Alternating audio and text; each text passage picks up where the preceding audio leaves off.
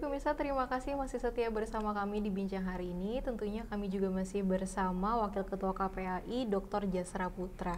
Baik dok, tadi kan kita sudah membahas banyak sekali pembahasan tentang bagaimana hukum mengatur hukuman terhadap anak-anak jika memang mereka pelakunya, kemudian bagaimana KPAI juga menangani para korban dari segi psikologisnya, kemudian penanganan hukum dan lain sebagainya. Jika dilihat beberapa kasus yang mulai ramai, pada akhirnya KPAI juga kalau tidak salah mengeluarkan tentang pemenuhan hak dan perlindungan anak. Di situ ada beberapa poin, Pak. Kalau boleh dijelaskan itu seperti apa? Ya, jadi KPAI sudah merilis catatan tahun hasil pengawasan 2022. Sebetulnya ada 21 rekomendasi. Kalau disimpulkan dari 21 itu, pertama, KPAI merekomendasikan pemerintah menjadikan perlindungan anak sebagai mainstreaming pembangunan daerah melalui perbaikan kualitas regulasi gitu ya. Artinya peraturan daerah dan turunannya itu harus dipastikan tidak ada gap gitu ya. Karena dengan Perda ini kita harapkan dengan turunannya mungkin ada peraturan bupati, peraturan dinas gitu ya. Ini memang betul-betul mampu dirasakan oleh anak gitu manfaatnya. Karena selama ini banyak perda tapi belum mampu menjawab persoalan-persoalan anak. Itu yang pertama gitu ya. Nah, kemudian yang kedua, kita juga menyampaikan soal kelembagaan gitu ya. Artinya di daerah ini kan ada Dinas Pemberdayaan Perempuan Perlindungan Anak gitu ya. Atau OPD lain yang bekerja dengan anak. Nah, saya kira kelembagaan ini beberapa daerah kadangkala itu gabung ya, ada Dinas Pemberdayaan Perempuan Perlindungan Anak, ada KB, ada kependudukan, dan ada Naker juga, itu dijadikan satu dinas. Padahal di dalam Undang-Undang Otonomi Daerah itu bahwa urusan perempuan dan anak itu kan salah satu urusan wajib daerah ya, yang seharusnya harus satu dinas, jangan digabung gitu ya. Karena kalau digabung ya pertanyaan kita fokusnya menyelesaikan apa gitu ya. Kadang-kadang dia lebih banyak menyelesaikan soal KB gitu ya. Kadang-kala banyak menyelesaikan soal tenaga kerja gitu ya. Dan perlindungan anaknya terlupakan. Nah, hal ini saya kira terkait nomenklatur saja itu masih banyak yang perlu kita perbaiki. Nah, kemudian terkait program ya, program dan pendanaan. Dalam sistem informasi monitoring evaluasi pelaporan KPAI atau SIMEP KPAI yang sudah 3 tahun kita luncurkan, di mana SIMEP KPAI ini diisi oleh Pemda Kabupaten Kota Provinsi dan kementerian lembaga. Nah, hasil evaluasi kita memang terkait anggaran perlindungan anak ini masih kecil gitu ya. Dan bahkan di daerah itu anggaran perlindungan anaknya adalah sisa dari anggaran dinas lain gitu ya. Artinya ketika OPD lain sudah dibagi habis dengan APBD-nya, nah nanti kalau ada sisa kasih ke Dinas Pemberdayaan Perempuan Perlindungan Anak gitu ya. Memang sebetulnya kalau untuk anggaran sekitar berapa Pak anggaran? Ya nggak sampai 1% dari APBD kita, jadi kecil gitu ya. Jadi dan bahkan Dinas PA dan termasuk juga unit layanan terkait merespon kekerasan, kalau udah akhir tahun mereka mengeluh gitu ya, kasus banyak ya, karena di akhir tahun kan biasanya kan ruang publik terbuka, masyarakat kemana-mana ya merayakan, menyambut ulang tahun tahun baru gitu ya. Nah, ketika kasus itu ada kan itu perlu dijangkau gitu ya. Nah, anggaran tidak ada gitu ya. Nah, kalau anggaran saja kecil ya bagaimana kita bicara program gitu ya. Otomatis ya programnya tentu tidak banyak hal yang bisa dilakukan. Jadi ini makanya kita sampaikan soal mainstreaming ini harus menjadi perhatian gitu ya. Oke lah 2 tahun ini kita fokus pada penanganan COVID gitu ya. Karena COVID sudah mulai melanda ya, kita berharap di isu perlindungan anak ini bisa menjadi perhatian kembali gitu ya. Dan termasuk juga memastikan bagaimana pengawasan ya. Tentu KPAI salah satunya isunya di situ memastikan pengawasan, tapi tangan KPAI ini kan terbatas juga gitu ya. Kita punya 9 orang komisioner, ada 50 pegawai, sementara ada 84,4 juta anak yang harus kita lindungi gitu ya. Jadi butuh pengawas-pengawas selanjutnya adalah ada masyarakat di situ, ada keluarga gitu ya. Ada pemerintah dan pemerintah daerah yang tentu kita berharap di samping melakukan program ya tentu memastikan bagaimana program itu betul-betul efektif untuk anak kita itu yang pertama. Nah, lalu rekomendasi kedua adalah kita mendorong juga kementerian juga harus sama gerakannya, harus utamakan perlindungan anak di setiap sektor ya, seperti isu pendidikan saya kira sudah luar biasa gitu ya. Cuman 3 dosa pendidikan ini kan menjadi isu yang sampai hari ini harus belum selesai gitu ya. Satu perundungan, kemudian yang kedua kekerasan gitu ya, yang ketiga intoleransi gitu ya. Nah di sekolah kita terjadi turbulensi yang sangat luar biasa. 3 dosa pendidikan ini.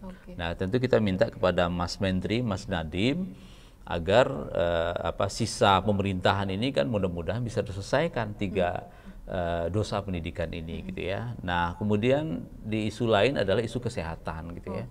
Nah di situasi COVID ini anak-anak kita data terakhir kita temukan ya ada sekitar 800.000 anak terpapar COVID-19. Lebih dari 1.300-an meninggal dunia. Nah upaya pemerintah sudah cukup banyak ya, ada melalui vaksin usia anak awalnya 12 sampai 17, sekarang sudah ada 6 sampai 11 gitu ya, dan bahkan sekarang sudah ada mulai usia balita juga sudah bisa vaksin gitu ya. Nah, saya kira ini upaya-upaya yang sangat luar biasa.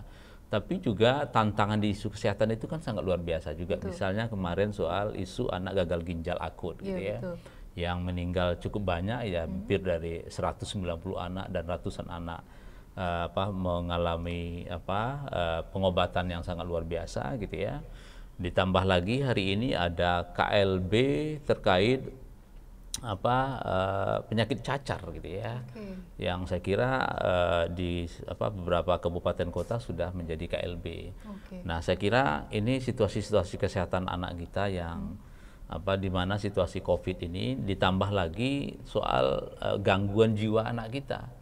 Kalau kita melihat kalau ada anak misalnya dikasih nasihat sedikit langsung ada reaktif gitu ya. Nah ini kan harus kita curigai gitu ya.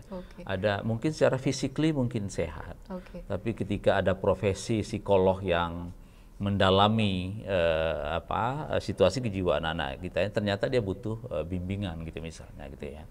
Sebentar Pak, betul nggak kalau itu tuh disebutnya sebagai fenomena puber dini gitu ya? Karena fenomena puber dini itu malah memicu masalah-masalah dini juga terhadap anak. Makanya nggak jarang anak yang mungkin kalau kita mikirnya sekarang kok anak-anak zaman sekarang susah dibilangin, susah dikasih nasihat, kemudian mereka gampang sekali untuk membantah, ribut dan segala macam. Itu betul nggak Pak? Ada yang namanya fenomena puber dini? Iya, tentu beberapa usia tertentu kan akan mengalami itu ya. Tinggal lagi kemampuan komunikasi orang tua. Kemampuan komunikasi orang tua dalam artian bagaimana melihat satu perkembangan atau tumbuh kembangnya gitu. Yang kedua tentu bagaimana dalam situasi itu anak-anak kita ini harus menjadi tempat curhatnya. Nah saya kira ini harus dibangun gitu ya. Kalau kita terus berkomunikasi negatif pada anak, pada akhirnya anak mungkin di depan kita dia manut-manut saja, tapi ketika di belakang dia bersikap lain gitu ya. Nah saya kira ini butuh komunikasi orang tua gitu ya, butuh dilatih gitu ya, karena dalam survei kita dari tahun 2020 gitu ya, dari 14.000 orang tua yang kita survei di 34 provinsi, hampir 70% dia tidak terpapar atau tidak pernah membaca bagaimana cara mengasuh anak di era pandemi. Jadi membaca atau terpapar saja tidak pernah gitu ya, tidak ada gitu ya. Apalagi menjalankan pengasuhan secara baik gitu ya. Nah, saya kira ini tantangan kita bagaimana tadi ya soal isu kesehatan itu, mental health anak kita itu jangan sampai anak menjadi orang yang dipersalahkan gitu ya. Artinya ketika dia nongkrong disalahkan, kemudian ketika dia tempat mana disalahkan, ya pertanyaan kita di mana anak ini tempat yang aman baginya gitu ya. Jadi ini penting, jadi isu kesehatan gitu itu menjadi termasuk juga hukum gitu ya, kita dorong bagaimana penegakan hukum yang adil untuk anak gitu, apalagi kita sudah memiliki undang-undang TPKS ya, tindak pidana kekerasan seksual, yang saya kira perspektif korban sangat luar biasa gitu ya. Kita sangat sedih dan sangat geram juga gitu kalau ada kasus-kasus anak yang dimana diselesaikan secara damai gitu ya, dimana pelakunya orang dewasa gitu ya. Kalau pelakunya anak mungkin bisa kita pahami dalam konteks sistem peradilan pidana anak, tapi tetap juga tentu harus dilaporkan kepada aparat hukum. Nah kemudian soal politik gitu ya, nah ini 2024 kan mau pilkada nih Mbak, mau pilpres ya dan pileg gitu ya, kita berharap pengalaman pilpres yang lalu gitu ya, di mana anak-anak kita dilibatkan dalam kegiatan politik gitu ya. Kemudian bahkan kalau kita ingat kasus di Bawaslu ya, ada anak yang meninggal juga ya ketika kerusuhan Mei di Bawaslu gitu ya. 3 anak meninggal, 3 di Jakarta, 1 di Pontianak gitu ya. Sampai hari ini kita belum tahu siapa pelaku penembakan gitu ya. Jadi kita berharap ini cukuplah pembelajaran kita gitu ya, jangan sampai nanti terulang di Pileg dan Pilpres 2024. Nah, maka ini sedang kita dorong terkait MOU dengan KPU, Bawaslu dan termasuk juga Kementerian Pemberdayaan Perempuan Perlindungan Anak terkait pencegahan, penanganan pelibatan anak dalam kegiatan politik. Kita mau mendorong pilkada pileg atau pilpres yang ramah anak. Nah itu yang kedua Mbak Al. Kemudian yang ketiga kita dorong juga Kemenak, Kemendikbudristekdikti, BNPT gitu ya, untuk penguatan nilai-nilai Pancasila gitu ya. Kemudian nasionalisme, toleransi, pencegahan infiltrasi paham radikalisme bagi usia anak ya, melalui program kegiatan berbagai macam hal gitu ya. Nah, isu ini sangat penting gitu, mengingat apalagi ini menjelang atau tahun politik ya. Pemerintah menyatakan seperti itu. Tentu banyak isu-isu yang hoax, isu-isu yang bisa menyulut anak bisa melakukan kekerasan gitu ya, di mana anak bisa melakukan ujaran kebencian karena mendapatkan informasi yang tidak layak bagi anak gitu ya. Nah tentu negara, pemerintah dan pemerintah daerah dan termasuk juga lembaga lain memiliki kewajiban untuk memastikan bagaimana informasi yang layak bagi anak, mensosialisasikan, mengedukasi dan bahkan dia bagaimana bisa berpartisipasi ya anak ini sehingga dia bisa terhindar dari paham-paham yang tidak kita inginkan gitu. Karena di dalam Undang-Undang Perlindungan Anak sebetulnya masih disebutkan bahwa anak memiliki kewajiban untuk mencintai orang tuanya, gurunya, negaranya gitu ya, temannya gitu ya. Tentu kewajiban anak ini harus disertai, harus dibantu untuk bisa menunaikan kewajiban itu gitu. Berarti kan kalau berbicara anak itu berbicara satu peraturan yang melingkar ya Pak, sebenarnya satu saling menghubung satu sama lain. Begitupun kan anak itu pasti tumbuh kembang pertama adalah lingkungan keluarga.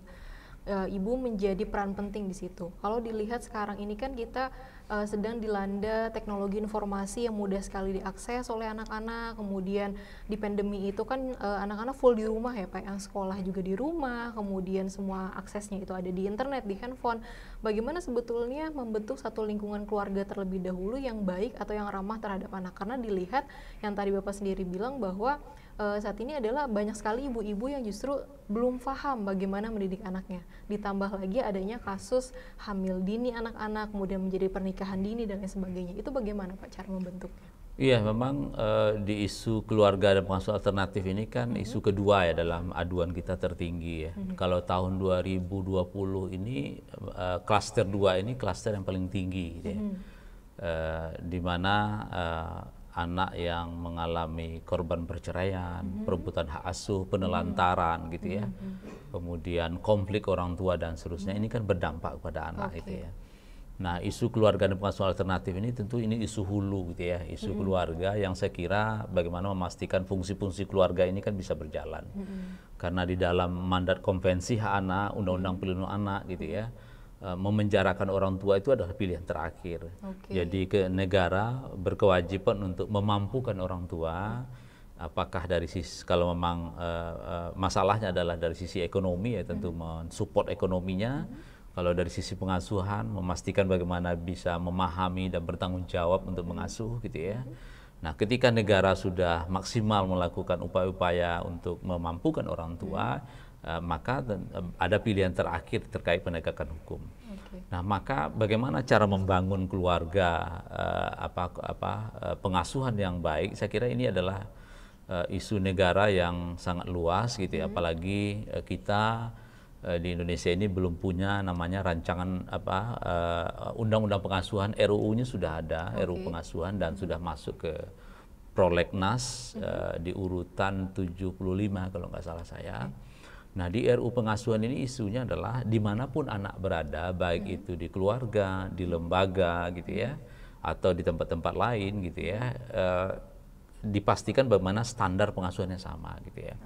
Nah, selama ini kan kita melihat pengasuhan itu kan beragam, apalagi bicara soal teknologi, pemanfaatan teknologi informasi ya, yang kita tidak bisa bendung, di mana dari 84,4 juta anak ini menurut survei pengguna asosiasi jasa internet 13 jutanya sudah berada di media sosial gitu ya. Nah, kalau literasi digital orang tua biasa-biasa saja gitu ya, maka anak pada akhirnya mengalami situasi yang tidak mudah gitu ya, mendapatkan informasi yang tidak layak gitu ya.